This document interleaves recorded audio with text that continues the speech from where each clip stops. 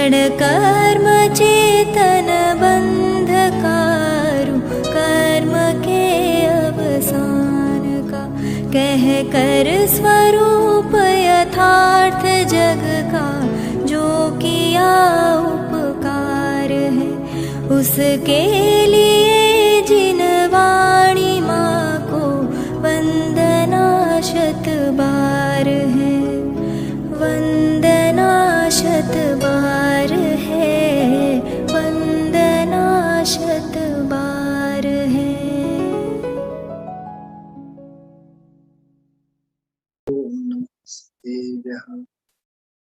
नमो अरहंताणं नमो सिद्धाणं नमो आयर्याणं नमो वज्रायाणं नमो लोये सवसावुं।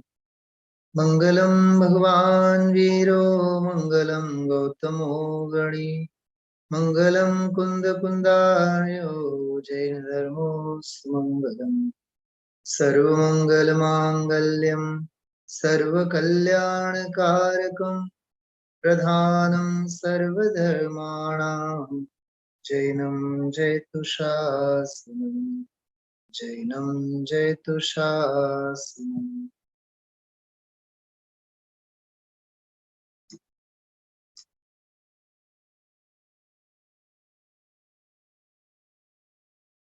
कविवर भागचंद जी की आध्यात्मिक और देवशास्त्र गुरु की भक्ति और व्यवहार सम्यक से संबंधित सर्वज्ञता की सत्ता को सिद्ध करने वाला, वस्तु स्वरूप की सत्ता को सिद्ध करने वाला छोटा सा ग्रंथ है, छोटी सी रचना है, जिसका हम आप लोग स्वाध्याय कर रहे हैं। मोह महामद पियो अनादि, भूल आपको भरमतवादी। छड़ाला की बहुत प्रसिद्ध पंक्ति है। मोह महामद पियो अनादि, भूल आपको भरमतवादी।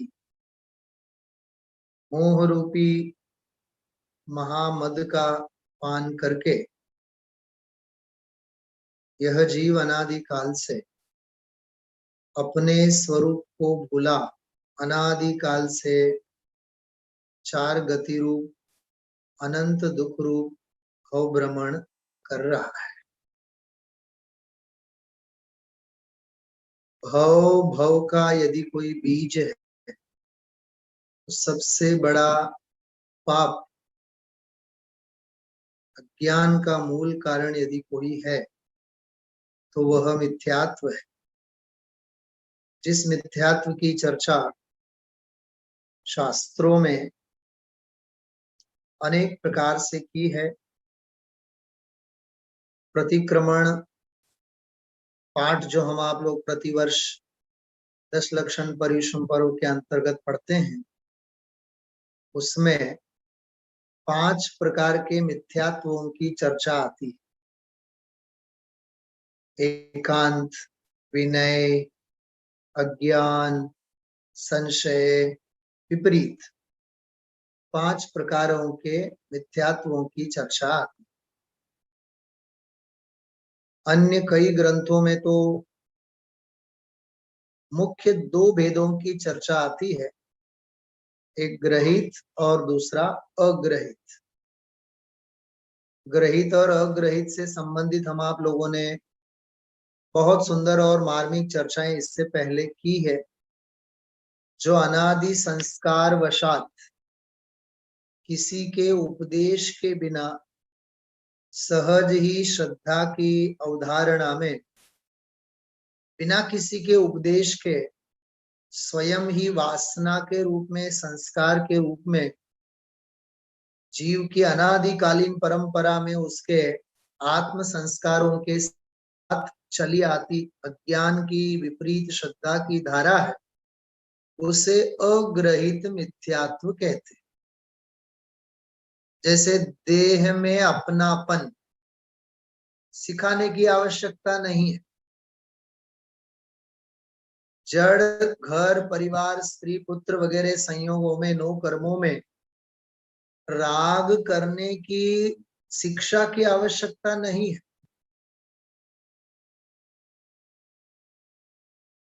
जैसे अपन लौकिक भाषा में कहें, इमली को देख देख करके मुंह में पानी आ जाता है, ऐसे ही इस जीव को विषय भोग आदि देख देख करके सहज ही मुंह में पानी आ जाता है। मतलब विषय कषाय का रंग, एकत्व का रंग, अमत्व की बुद्धि, एकत्व की बुद्धि, कर्तापने की बुद्धि, भोक्तापने की बुद्धि, स्वामित्वपने की अहम बुद्धि, ये अनादि काल से है। इसलिए इन्हें सिखाने की अथवा कहने की आवश्यकता नहीं है। अज्ञान के उपदेश की आवश्यकता नहीं है, और ज्ञान उपदेश देने के बावजूद भी आत्मसात नहीं होता है। क्या कहा? अज्ञान के उपदेश की आवश्यकता नहीं है, बिना उपदेश के ही अज्ञान भाव का पोषण होता है, और ज्ञान, सम्यक ज्ञान, तत्व ज्ञान का लाख उपदेश दो, ज्ञानी धर्मात्मा लाख हम आप लोगों को समझावे, तब भी यह ज्ञान, तत्व ज्ञान के मार्ग पर जीव नहीं आता है। इससे पता चलता है कि यह जीव मिथ्यात्वी है। बात समझ में आ रही है? एक देवसेन आचार्य की रचना है, प्राचीन भाव संग्रह नाम से रचना है। उसमें एक बहुत मार्मिक बात आती है कि जैसे किसी बीमार व्यक्ति को, बुखार वाले को फीवर होवे, बुखार होवे, उसे यदि दूध पिलाया जाए तो दूध जहर जैसा लगता है। ऐसे ही मिथ्यात्व फीवर से जो ग्रसित है, मोह रूपी मिथ्यात्व रूपी विपरीतता से जो ग्रसित है, उसे तत्व का उपदेश कड़वा लगता है, सुहाता नहीं है उसे। इसलिए आंख बंद करके हमें स्वीकारना, चाहे मेरे अपने लिए, चाहे अपने घर परिवारों के लिए, जिस जीव को तत्व का उपदेश सुहाता नहीं है, समझ लेना प्रचुर मिथ्यात्व का उसे उदय चल रहा है।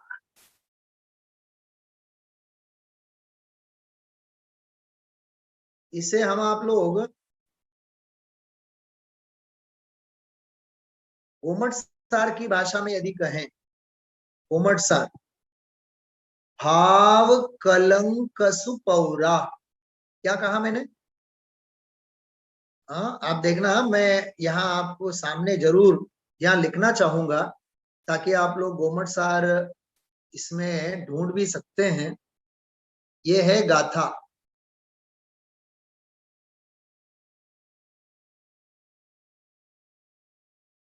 ऐसा लिखा है, भाव कलंक सुपौरा, ये पंक्ति है, गाथा है ये।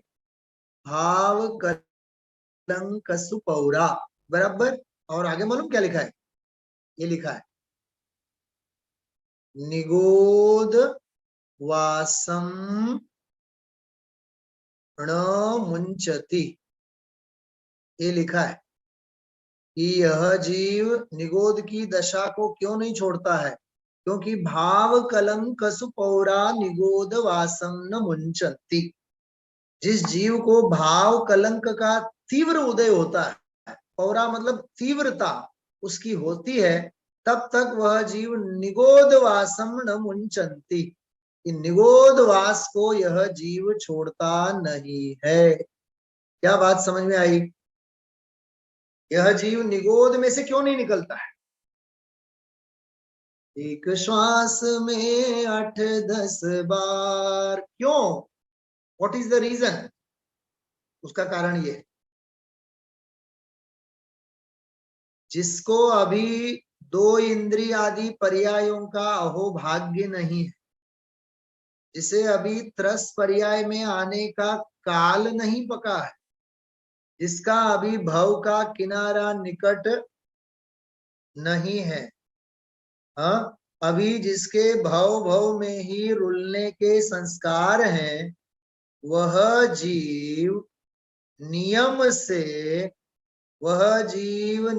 से भाव कलंक सुपौरा। समझाई छे? हाँ, बात समझ में आ रही है आप लोगों को? ख्याल में आ रही है? हाँ, किसी गजब की बात है। भाव कलंक सुपौरा बहुत मार्मिक शब्द है। हाँ,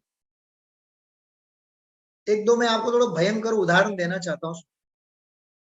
जैसे बारिश के दिन आते हैं, बारिश अभी शुरुआत में ही है, एकांत बारिश हल्की सी हो जाती है, जमीन में से कीड़े मकोड़े बाहर आते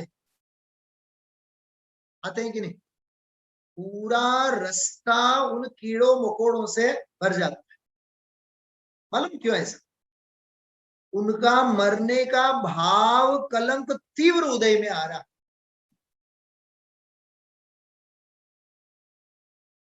वो सब मौत के मुंह में प्रवेश रहे। गुरुदेव श्री एक बहुत सुंदर उदाहरण देते हैं, अपने को कई बार हंसी भी आती है। सवारे उठे अने शेर पासेर चा नहीं ठूसे, हाँ, हर की रीतनी 4-6 बीड़ी नहीं पीवे, सिगारेट नहीं पीवे, ત્યાં સુધી સવારે એને દસ્ત નહીં ઉતરે, આવા તો ભાઈ સાહેબ ના અપલક્ષણ। तो आ बात केम बैसे? छड़ाला को मैं दोबारा याद कर रहा हूं। हाँ, उसमें लिखा है बहुत बढ़िया, ताही सुनो मन भवि थिर आन, जो चाहो अपनो कल्याण। एक एक पंक्ति में मर्म है। क्या कहा प्रकाश भाई? आपने निकाला ना जिनेंद्र अर्चना छड़ाला, पेज नंबर बताओ। मैं निकालना ही नहीं चाहता था, मैं ऐसे ही कोटेशन दे करके आगे बढ़ना चाहता था, आपने निकाला है। हाँ, अब पेज नंबर बोलो ताकि मुझे भी सुविधा बनी रहेगी। मैंने तो निकालते ही निकल गया वो पुस्तक, वही पेज निकला। हाँ, वही पेज निकला है, इसमें ये कोई चमत्कार नहीं है। Page number 261। योगा टीचर मिल गया कि नहीं आप? हाँ, मिल गया ना? 261 पेज। देखो इसमें लिखा है, क्या कहा अपन ने? ताहि सुनो भवि मन थिर आन। ताहि अर्थात उसे, सुनो भवि, हे भवि जीवो, मन थिर आन सुनी, अपने मन को स्थिर करके सुनो। जो चाहो अपनो कल्याण, जो मतलब यदि तुम अपना कल्याण चाहते हो तो। अब इसको थोड़ा सा उल्टा बोलते हैं अपन, इस पंक्ति को उल्टा बोलते हैं, जो चाहो अपनो कल्याण, ताहि सुनो भवि मन थिर आन। કંઈક સમજાણું? આમ કાન પકડવા અને આમ પકડવા ફેર નથી? ઘણો ફેર છે। हाँ, बहुत गजब की बात है। जो चाहो अपनो कल्याण, यदि तुझे अपना आत्म कल्याण करना है तो, मैं तो दूसरा अर्थ करता हूं कि जिसे अपना आत्म कल्याण करना है, ताहि सुनो भवि मन थिर आन, वह भव्य जीव एकाग्रता पूर्वक सुने बिना नहीं रहेगा। मैं आपसे पूछता हूँ, किसी डॉक्टर की फीस होती है 500, 600, 1000 रुपए, बड़ी मुश्किल से तो अपना नंबर लगा है, बराबर। उसके डिस्पेंसरी के बाहर, हॉस्पिटल के बाहर अपन खड़े हैं, बड़ी मुश्किल से अपना नंबर लगा है। अंदर प्रवेश से ही कैसा लगता है, जैसे भरत चक्रवर्ती 6 खंड को जीत करके नगर के अंदर प्रवेश कर रहा। क्या कहा, क्या कहा? हाँ? उस हॉस्पिटल के डॉक्टर के चेंबर के अंदर प्रवेश करते हैं, ऐसा लगता है कि 6 खंड को जीत करके विजय विजय पताका फहराते हुए, लहराते हुए अपन अपने नगर में प्रवेश कर रहे हैं। फिर वो देखो, डॉक्टर चाहे जितना भी थका हो, आओ आओ, जय जिनेन्द्र, केम छो। तो मुझे कई बार दया आती है।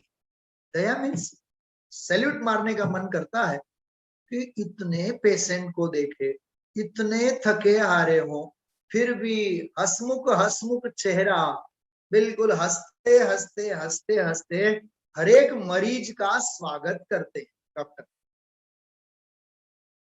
पहले तो आधी फीस तो उसकी वहीं वसूल हो जाती, बराबर। और फिर उसके बाद एक एक शब्द उसके हम आप लोग ध्यान से सुनते। बोलो, 1 सेकंड भी हमें नींद आती है हॉस्पिटल में, वहां चैम्बर में डॉक्टर के पास भगा से आते हैं, कंटाला आता है, अंग मरोड़ते हैं, नहीं ना? क्यों? क्योंकि एक एक सेकंड का हमने कीमत चुकाई है। 500 रुपए की फीस है, 800 रुपए की फीस है। देखो, कीमत चुकाते हैं तो कीमत की कीमत समझ में आती। क्या कहा मैंने? जैसे देखो, मैं अभी आपके सबके घरों में आकर के रोज स्वाध्याय कराऊं ना, इतनी महिमा नहीं आएगी। ये 5-6 रुपए 10 रुपए का जो नेट यूज होता है ना शाम को, सुबह शाम, दो टाइम, तो थोड़ा सा ऐसा लगता है कि जियो जिंदाबाद, अपन ने पैसा वसूल किया। कीमत चुकानी पड़ती है तब उसकी कीमत होती। अब वो डॉक्टर जब सलाह हमें देता है, निदान करता है, कितना ध्यान से सुनते हैं। हाँ, वो डॉक्टर बोलता है, ताही सुनो मरीज मन थिर आन, जो चाहो अपनो कल्याण। तुम यदि बचना चाहते हो, मरना नहीं चाहते हो, तो हमारी बात तुम ध्यान से सुन। फिर बाद में दवाई लेने में अपन लोग उठपटांग जो भी डांडाई करे, ले नहीं ले, बाद की बात है। लेकिन उस डॉक्टर के सामने तो 100% चरणान योग का बिहेव करते हैं। कितना धीरे से बोलेंगे, कभी डॉक्टर से गुस्से से बोलते हैं? हाँ, वो हमारे भाई साहब कहते हैं, वो कहें कि मुंह खोलो तो अपन मुंह खोलेंगे, जीभ खोलो, डॉक्टर की हर आज्ञा अपने को मान्य है, लेकिन पंडित जी की आज्ञा मान्य नहीं है, गुरुदेव श्री की आज्ञा मान्य नहीं है। गुरुदेव डांटते थे मालूम है प्रवचन में, कहाँ अजय मोड़ा आएगा? अभी 3 दिन पहले के प्रवचन में पूछा गुरुदेव श्री ने, कहाँ मोड़ा आएगा? अभी 15-20 दिन पहले प्रवचन में पूछा था, कहाँ मोड़ा आएगा? 15 मिनिट કેટલી વખત કીધું છે, તમે કાયમ મોડા આવો છો, ઘણું બધું છૂટી ગયું। मैं कहूं तो किसी से, इतना मेरा पुण्य नहीं है। हाँ, मुझे फिर पर्सनल फोन आएगा, फिर मुझे कहा जाएगा, पंडित जी તમે આવું સભામાં नहीं कहो, તમારે તો પ્રવચન આપવાનું કામ છે, આગમમાં જે લખેલું હોય એ આપણે કહેવાનું, अनुशासनનો પાઠ નહીં ભણાવવાનું। हाँ, જે દાંડાઈ થાતી હોય દાંડાઈને अनुमोदना करवानी। अच्छा, समझो कि ई प्रमादनी अनुमोदना हूँ रोज कर्या करूं, पापनो घड़ो मारो भराशे कि तमारो भराशे? बताओ, बोलो प्रकाश भाई, बोलो तो। તમે રોજ આડોડાઈ કરો, રોજ વેલા મોડા આવો, રોજ મને ખબર છે કે તમે રોજ 10 મિનિટ 15 મિનિટ વહેલા મોડા આવો છો, ગ્રંથ હોય નહીં, ધ્યાનથી સાંભળો નહીં, બધું હું સહન કર્યા કરું. એક વક્તા તરીકે મારે કેવું કામ નથી. અને ન કહું તો પ્રમાદનો ઘડો કોના માથે? વક્તાના માથે. આત્માનુશાસનમાં અનુશાસન જરૂરી હોય છે. કઈ કીધું મેં? આત્માનુશાસન એટલે દ્રવ્યાનિયોગ અને અનુશાસન એટલે ચરણાનિયોગ. આત્માનુશાસનમાં અનુશાસન જરૂરી હોય છે. हि सुनो भवि मन थिर आ, जो चाहो अपनो कल्याण. अरे भाई, મન સ્થિર રાખીને તે જ જીવ સાંભળનારો છે જેનો ભવ્ય ભવિતવ્ય રાહ જોઈને ઉભો હોય છે.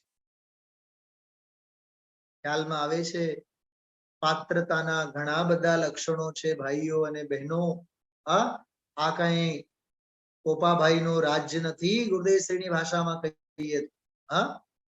ખ્યાલમાં આવે છે બધાને? એટલે આપ સૌ બહુ ધ્યાનથી સાંભળવાનું, બહુ શ્રદ્ધાથી, બહુ આસ્થાથી, બહુ જેને કહીએ પ્રેમથી, બહુ વિશ્વાસથી, કે જરાય આળસ નહીં, જરાય પ્રમાદ નહીં. સમજાય છે? કેમ કે આપણને તત્વનો જો ખરેખર મહિમા હશે તો આનો આનંદ આપણને આવે. વગર મહિમા કાંઈ કામ લઈ નહીં લાગે. ખ્યાલમાં આવે છે બધાય? હવે જોજો, સ્ક્રીન ઉપર એક બહુ સરસ મજાની હું વાત, તમે સ્ક્રીનશોટ પાડીને રાખજો. આ વસ્તુ બહુ કામની વસ્તુ છે બધાને, અને શક્ય બને તો ડાયરીમાં લખી પણ રાખી શકો છો આપ. બરોબર? શક્ય બને તો તમે ડાયરીમાં લખી પણ રાખી શકો. જો શું છે આ? જો બધા મોટા અક્ષરે છે, શ્રી મહાવીરાય નમઃ. महावीर भगवान के बोध का पात्र कौन? एम पूछे छे, श्रीमद जी नो छे आ. महावीर भगवान के बोध का पात्र कौन? पहलू लक्षण जो सत्पुरुष के चरणों का इच्छुक. सत्पुरुषों के चरणों का इच्छुक अर्थात ज्ञानी धर्मात्मा अपने गुरुजनों के प्रति अत्यंत विनय विवेक से संपूर्ण समर्पित होता है. जैसे किसी मरीज को डॉक्टर की आज्ञा सर्वथा मान्य होती है, सर्वथा शिरोधार्य होती है, उसी प्रकार ज्ञानी धर्मात्मा ज्ञानी गुरुजनों की हर आज्ञा अपने मस्तक पर होवे. ऐसे सत्पुरुषों के चरणों का जो इच्छुक हमेशा ज्ञानी धर्मात्माओं के चरणों में रहना चाहे, उनकी छत्र छाया में अपने जीवन को परिशुद्ध करना चाहे, उसे कहते हैं भगवान महावीर के बोध का पात्र. बरोबर? दूसरा लक्षण, सदैव सूक्ष्म बोध का अभिलाषी होना चाहिए. स्थूल चर्चाओं में तो खूब आनंद आवे, सामान्य के भाई चलो पूजा करो, पाठ करो, आ करो, स्वाध्याय करो, दान करो. तो सदैव सूक्ष्म बोध का अभिलाषी, तत्व की गहराई, भेद विज्ञान के रहस्य को समझने का जो इच्छुक होता है, वह सदैव सूक्ष्म बोध का अभिलाषी होता है. वही भगवान महावीर स्वामी के बोध का पात्र होता है. आगे तीसरा, गुण प्रति प्रशस्त भाव रखने वाला. क्या है ये? गुण प्रति मतलब गुणों के प्रति, श्रेष्ठ गुणों के प्रति, जिसे गुण ग्राहकता हो. देखो प्रशस्त शब्द है, प्रशस्त का अर्थ होता है प्रसन्नता. श्रेष्ठ गुणों के प्रति जिसे प्रसन्नता होवे, उन गुणों को देखे तो हृदय उसका प्रसन्न होवे. आप लोग जानते हैं, मेरी भावना में हम आप लोगों ने स्वाध्याय में भी लिया था, अरे सज्जनता होवे, श्रेष्ठता होवे, ज्ञान होवे, वैराग्य होवे सामने वाले के व्यक्तित्व में, तो उन गुणों के प्रति हमें अहोभाव होना चाहिए. हमें दूसरे पैसे वालों को देख करके पैसों के लालच से हमें मुंह में पानी आता है, लेकिन सामने वाला वैरागी होवे तो हो धन्य वैराग्य, मेरे जीवन में भी ऐसा वैराग्य कब हो। सामने वाला श्रेष्ठ ज्ञानी होता है, ऐसा श्रेष्ठ ज्ञान, ऐसा क्षयोक्षम, ऐसा तत्व ज्ञान, ऐसी तत्व की पकड़, हाँ तत्व का ऐसा उघाड़ मुझे भी कब होवे। संसार से विरक्तता के परिणाम सामने वाले के जीव में है, तो मुझे भी ऐसे परिणाम कब होवे। किस प्रकार के परिणाम होने चाहिए, उसका नाम है गुण के प्रति प्रशस्त भाव रखने वाला। जैसे अपन मेरी भावना में पढ़ा था अपन ने, गुणी जनों को देख हृदय में मेरे प्रेम उमड़ आवे, बने जहां तक उनकी सेवा करके यह मन सुख पावे। ओ नहीं कृतघ्न कभी मैं, द्रोहन मेरे उर आवे, गुण ग्रहण का भाव रहे नित, दृष्टि न दोषों पर जावे। भाई ऐसा उन्नत मानस, विचारों की ऐसी उच्च श्रेणी, परिणामों की ऐसी गुण श्रेणी अपने चित्त में होनी चाहिए। ये ऊंचाई है, ये गहराई। गुणों के प्रति प्रशस्त भाव रखें, ज्ञान वैराग्य संयम शील सदाचार आदि के प्रति प्रशस्त भाव। प्रशस्त भाव में धर्मानुराग, प्रशस्त भाव में अनुराग, धर्मानुराग, सम्मान के भाव, रिस्पेक्ट, आदर होना चाहिए, प्रसन्नता होनी चाहिए, उसका नाम प्रशस्त भाव रखने वाला, वही भगवान महावीर के बोध का पात्र होता है। चौथा, ब्रह्मचर्य में प्रीतिमान। किसमें उसे प्रीति होनी चाहिए? ब्रह्मचर्य में, शील में, सदाचार में, संयम में, पांचों इंद्रियों के विषयों से विरक्त होने में जिसे प्रीति होती, शील में, सदाचार में, संयम में, वैराग्य में जिसे अहोभाव होवे, संयम के प्रति जीव जिसका ललचाता होवे, उसका नाम है भगवान महावीर के बोध का पात्र जीव। चार हो गए। पांचवा, निज दोष देखने पर उनके नाश करने का उपयोग रखने वाले। ये क्या है? कि अपने दोषों को देखें तो उन्हें दूर करने का, अपनी कमजोरियों को, अपनी कमियों को दूर करने की भी उसकी तैयारी होनी चाहिए। छठा, प्रतिक्षण उपयोग पूर्वक आगे बढ़ने वाला। ये बहुत सुंदर है। प्रतिक्षण उपयोग पूर्वक, उपयोग पूर्वक मतलब ध्यान, सावधानी पूर्वक, मैं कहाँ जा रहा हूँ, हाँ मेरे परिणाम कैसे बन रहे हैं, हाँ इनका क्या फल होगा, बहुत सावधानी के साथ, जरा भी असावधानी नहीं, अत्यंत सावधानी से, अत्यंत विवेक बुद्धि से जो आगे बढ़ता है। समझ में आ रही बात? कहने का मतलब ये है, मैं कौन हूँ, आया कहाँ से, और मेरा रूप क्या, संबंध दुखमय कौन है, स्वीकृत करूं परिहार क्या, इसका विचार विवेक पूर्वक शांत होकर कीजिए, शांत होकर कीजिए, तो सर्व आत्मिक ज्ञान के सिद्धांत का रस पीजिए, तो सर्व आत्मिक ज्ञान के सिद्धांत का रस पीजिए। ऐसे सावधानी पूर्वक, विवेक पूर्वक जो जीव कल्याण के मार्ग में, ज्ञान के मार्ग में आगे बढ़ता है, वो भगवान महावीर के शिष्य कहलाता है। वो भगवान महावीर स्वामी के बोध का, तत्व बोध का, तत्वोपदेश का पात्र जीव कहलाता है। सातवां, एकांतवास का अनुमोदक। वाह क्या गजब की बात है। एकांत, अकेला रहे, अकेला स्वाध्याय, अकेलेपन का आनंद लेवे, अहम एक को खलु शुद्धो, स्वयं एकाकी जीवन बिताते हुए संयोगों से पार, संयोगों से दूर रहना चाहे, वह एकांतवास का अनुमोदक, उसमें ब्रह्मचर्य की महिमा पुष्ट होती है। इसलिए आगे तीर्थ आदि प्रवास का उमंग, तीर्थ क्षेत्र आदि सिद्ध क्षेत्र आदि के प्रति उमंग जिसके हृदय में हो, चाहना होवे, वो भी समाधि के अर्थ में, आराधना के अर्थ। 9वां, आहार विहार एवं निहार का नियमी, मतलब नियम होना चाहिए, आहार का भी नियम होना चाहिए, विहार, विहार का मतलब विचरण आदि का भी उसका नियम होना चाहिए, निहार मलमूत्र आदि के भी त्याग आदि से संबंधित नियम होने चाहिए। जब चाहे तब आहार कर लिया, सुबह दोपहर शाम, तत्व भी सुन रहे हैं, प्रवचन भी सुन रहे हैं, हाँ, गुरुदेव श्री का टेप भी चल रहा है, चाय भी बन रही है, दूध भी बन रहा है, नाश्ता भी हो रहा है, खाना पीना भी हो रहा है, ऐसा नहीं। आहार विहार और निहार इनका नियम होना चाहिए, मतलब एक व्यवस्थित।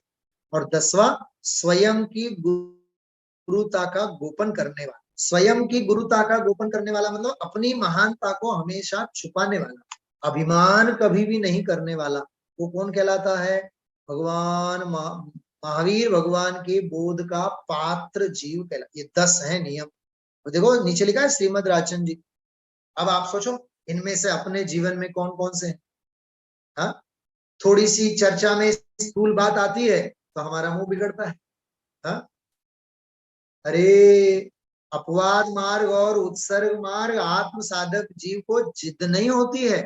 अपवाद है सो अपवाद है और उत्सर्ग है सो उत्सर्ग है, सहज भाव से उसको स्वीकार करता है। बहुत विशालता चाहिए। देखो विशाल तत्व तो मिल गया, लेकिन तत्व को विशालता से स्वीकार करने की तैयारी होनी चाहिए। क्या कहा मैंने? विशाल तत्व तो मिल गया, लेकिन तत्व को अपनाने के लिए विशालता कहां? महान तत्व तो मिल गया, लेकिन तत्व को स्वीकारने की महानता कहां? बात समझ में आ रही? हाँ, वीतरागी तत्व तो मिल गया, लेकिन परिणति में वीतरागता कहां? जिनागम के हर शब्द शब्द में वीतरागता है, यहां परिणामों में वीतरागता कहां? यहां ज्ञान तत्व ज्ञान में वैराग्य कहां? ये भी तो सोचना चाहिए ना हमें। हाँ, मतलब एक एक कान से सुनो और दूसरे कान से भूल जाओ, ऐसा तो जीवन नहीं होना चाहिए ना। हाँ, ख्यालમાં આવ્યું, ખ્યાલમાં આવે છે બધાને? हाँ, બધાને પૂછું છું, याद રાખજો। બહુ અદ્ભુત છે, બહુ અદ્ભુત છે। हाँ, વારંવાર કહું છું, આ 10 લક્ષણો આપણા જીવનમાં હોવા જોઈએ। ભગવાન મહાવીરના તત્વબોધના સત્પાત્ર જીવ તો એને કહેવાય ભાઈ, કેવો અદ્ભુત છે, કેવો અદ્ભુત છે। हाँ, भूतकाल प्रभु आपका, वह मेरा वर्तमान, वर्तमान जो आपका, वह भविष्य मम जान। ये भविष्य उजळू क्या रहता से? हाँ, वर्तमान जो आपका, आपका जो वर्तमान है, हाँ, वह भविष्य मम जान। अरे भगवान का जो वर्तमान है वो मेरा भविष्य है। तो जिन 3 लोक के नाथ का वर्तमान वो मेरा भविष्य है, तो उनका जैसा भूतकाल था ऐसा मेरा वर्तमान होना चाहिए ना। કંઈક સમજાય છે? ये केवल सपने देखने से काम नहीं होता है, जीवन पवित्र होना चाहिए, जीवन चरणान योगमय होना चाहिए। देखो मैं 4 बातें बताता हूँ, सुनना ध्यान से, बहुत मार्मिक बातें। चाहे तो लिख के रखना, बराबर, नहीं लिख के रखना है तो कोई बात नहीं, लिख के रखेंगे तो आपको विशेष लाभ मिलेगा, बराबर, ठीक है? लिख रहे हैं सभी? चलो आज नहीं बताना है, कल बताइए।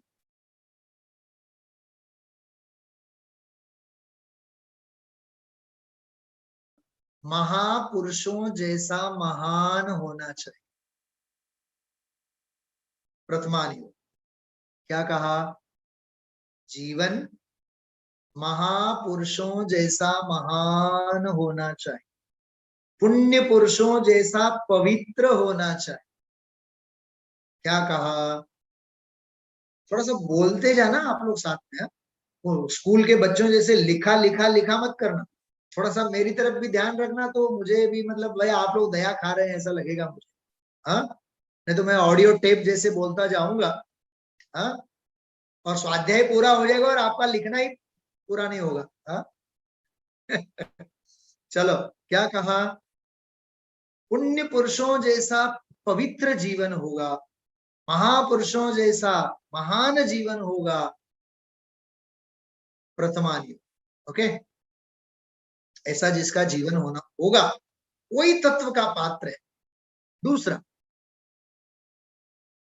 निर्ग्रंथ मुनि भगवंतों, गणधर भगवंतों और आत्म साधक शीलवान महापुरुषों जैसा जिसके जीवन में संयम होगा, सदाचार होगा। चरणान योग। कौन सा योग है ये? चरणान योग है। गणधरों जैसा संयम हो, मुनि भगवंतों जैसी तपस्या हो। समझ में आई बात? मुनि भगवंतों जैसी तपस्या हो, त्यागी व्रती संयमी शीलवानों जैसा शील हो, सदाचार हो, संयम हो। ये चरणानी हो गए दो। फिर लिखने लगे आप लोग तीसरा। तीसरा जल्दी जल्दी लिखना, मुझे मत कहना जल्दी जल्दी मत बोलना, मैं तो मेरे स्पीड में बोलूंगा। हाँ, तीसरा, गणधरों जैसी श्रद्धा रख, तीर्थंकरों जैसी परिणति रखना और मन पर्याय ज्ञानी और अवधिक ज्ञानी रिद्धि सिद्धिधारियों जैसी आत्म साधना रखना, आत्म बल रखना, तत्व का निर्णय रखना। द्रव्यान योग। क्या कहा? हाँ, तीर्थंकर मुनि भगवंतों जैसी परिणति, गणधरों जैसा श्रद्धा, निर्ग्रंथ मुनि भगवंतों जैसी तत्व की महिमा, रिद्धि सिद्धिधारी मुनि भगवंतों जैसी अंदर में तत्व की अवधारणा रखना, अडल अटल अचल। द्रव्यान योग ऐसा प्रथमान योग में, प्रथमान योग में, चरणान योग में और द्रव्यान योग। एक अनुयोग बाकी है बराबर। कौन सा अनुयोग बाकी है? बंबई वाले बोलो तो। करणान योग। कौन सा? करणान योग। ओ हो। घोर से घोर पाप के उदय में भी, महान प्रतिकूलता में, महान परिसहों में, महान उपसर्गों के काल में भी जिन महापुरुषों ने कभी किसी को दोष नहीं दिया, अपने ही पूर्वकृत कर्मों का उदय जाना और समता भाव पूर्वक सहा, ऐसा करणान योग का परिणमन अपने जीवन में। भाइयों और बहनों, मैं ये कहना चाहता हूं, अपने जीवन में प्रथमान योग, अपने जीवन में करणान योग, अपने जीवन में द्रव्यान योग और अपने जीवन में चरणान योग, इस प्रकार अपने जीवन में ये सब हो तो हम आप लोग आत्म कल्याण के मार्ग में आगे बढ़ सकते हैं। इसलिए यहाँ सत्ता स्वरूप में ये बात कही है कि भाई तू ग्रहित मिथ्या तो जग जाहिर जो है उसको तो छोड़ के आया, लेकिन तू जब आया तो तुझे जो वीतरागता की जो मूल आमनाएं हैं, जो सर्वज्ञता की मूल आमनाएं हैं, कौन सी आमनाएं हैं सर्वज्ञता की, तत्व की? तो आत्म कल्याण करना, रत्नत्रय की भावना का पोषण करना, दर्शन आराधना, ज्ञान आराधना, चरित्र आराधना, तप आराधना, वीर्य आराधना, दर्शनाचार, ज्ञानाचार, तपाचार, वीर्याचार, ये पांचों आचारों से अपने जीवन को अलंकृत करना। अन्य कोई लोकेशना का अभिप्राय मत रखना, रत्नत्रय की प्राप्ति का ही विशुद्ध प्रयोजन रखना, वीतरागता की प्रसिद्धि का प्रयोजन रखना, यही शुद्ध जिन मार्ग की शाश्वत आमनाय है। कौन सा विषय लिया था अपन ने कल के स्वाध्याय में? आमनाय का ही लिया था ना। तो घूम फिर के अपन लोग वहीं आ गए ना। चारों अनुयोग में ऐसा वीतरागता में, वीतरागता ही पोषक ही जिनवाणी, वीतरागता की पोषक ही जिनवाणी कहलाती। हाँ, अब आप पुस्तक की ओर से बंद कर दो। 2-3 मिनट थोड़ा सा आनंद लेंगे हम आप लोग। आमनाय वाली बात मैंने आज दोबारा दोहराई। रत्नत्रय के प्रयोजन के अलावा हमारा अन्य कोई भी प्रयोजन होना नहीं चाहिए। बराबर। अभी इस स्क्रीन के ऊपर मैं एक बहुत सुंदर पंक्ति यहाँ अभी आपको दे रहा हूं।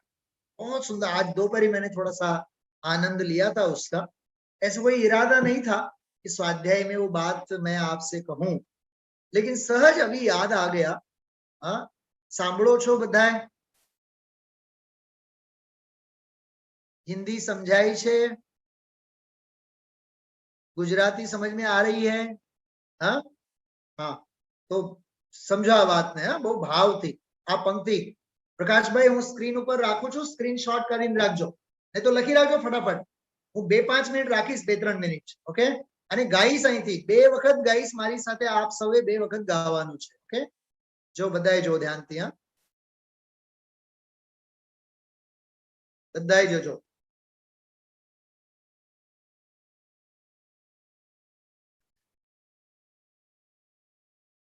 इसको गाते हैं हम आप लोग, बराबर। बहुत आनंद आएगा आप लोगों को। इसमें 2 शब्द हैं, देखो दूसरी पंक्ति में। एक है सैनी।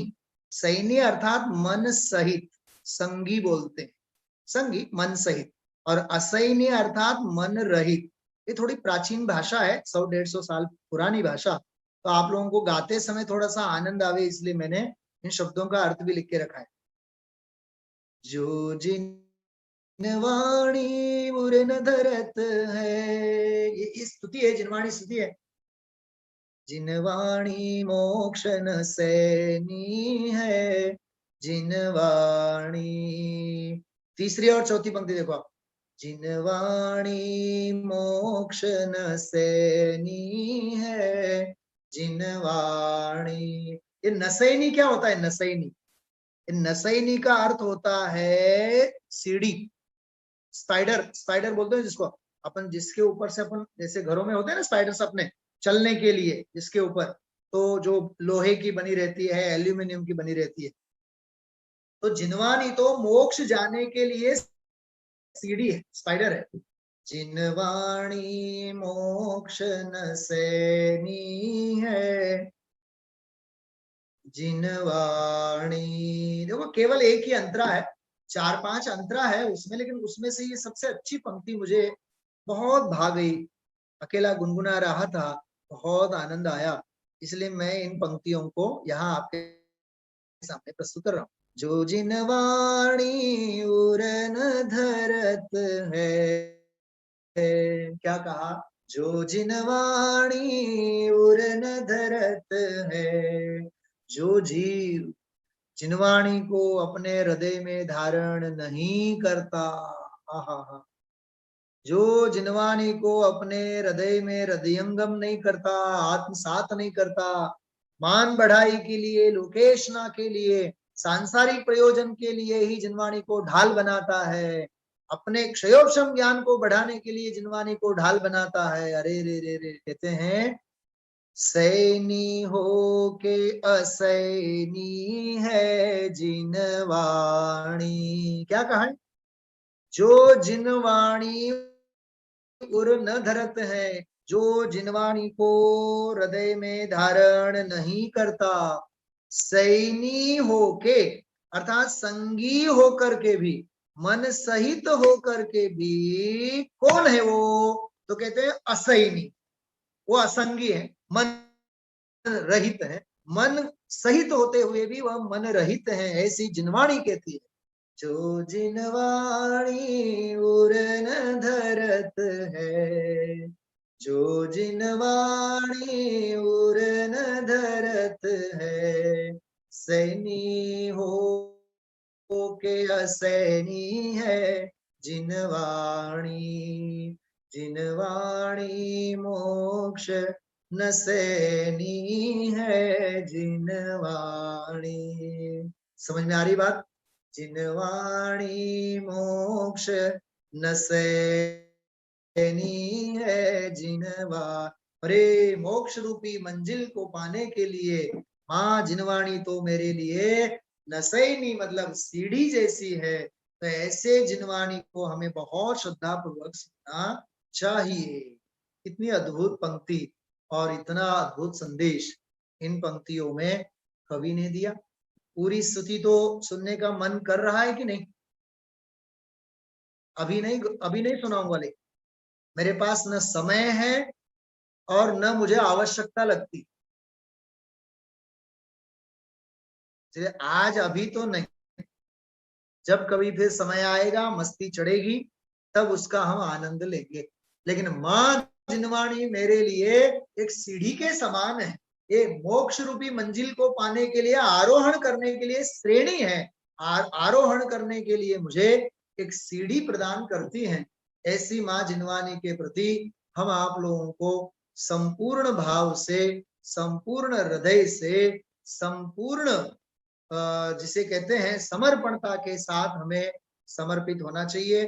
तभी जाकर के, सुनना आप ध्यान से, तभी जाकर के जिनवाणी की जो मूल आमनाएं हैं, तत्व की जो मूल आमनाएं हैं, देवगुरु धर्म की जो मूल आमनाएं हैं, वो आमनाएं अपने जीवन में सार्थक हो सकती है, सफल हो सकती है। कल हम आप लोगों ने आमनाएं की बात की थी, आज आमनाएं को चरितार्थ कैसे किया जाना चाहिए, उसके लिए पुरुषार्थ की मैंने बात की। बराबर? ऐसा यह आनंद में और बहुत ही प्रसन्न होकर के हम आप लोगों को प्रशस्त भावों से तत्व को सुनना चाहिए। आप सोच नहीं सकते हैं, मिथ्यात्व तड़ तड़ टूटता है, दर्शन मोहनीय तो तड़ तड़ टूटता है, चारित्र मोहनी तो तड़ तड़ टूटता है, और मोक्ष मार्ग जो है हम आप लोगों के लिए प्रशस्त हुए बिना नहीं रहेगा। जिस किसी को भी मेरे साथ कवि, कौन से कवि? अपने सत्ता स्वरूप वाले इनके साथ आपको आना होवे तो दौड़ दौड़ के आइएगा, खूब आनंद करना चाहिए। जीवन का यही आनंद है, बाकी इसके अलावा तो सब मरण है। जीवन का सच्चा यही ज्ञानानंद है। इसके अलावा दाल ढोकળી ખાધા અને ઇડલી ખાધા અને પુડલા ખાધા એ બધા પાપ છે, બીજું કાંઈ છે નહીં। ऐसे ऐसे अद्भुत। चलो रे भाई अपने वतन में चले, चलो रे भाई अपने वतन में चले।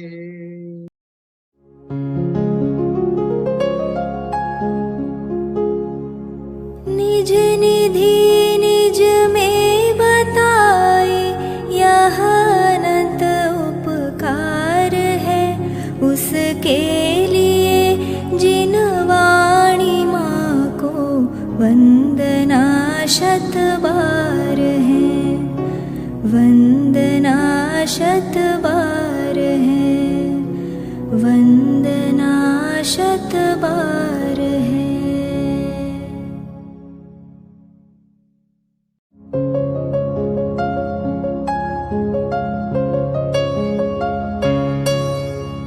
हे जिनवाणी भारती तो ही जपो दिन रैन, जो तेरी शरणा गहे सो पावे सुख चैन। जावाणी के ज्ञान ते सूझे लोकालोक, सोवाणी मस्तक नवो सदा देत हो ढोक। सदा देत होडू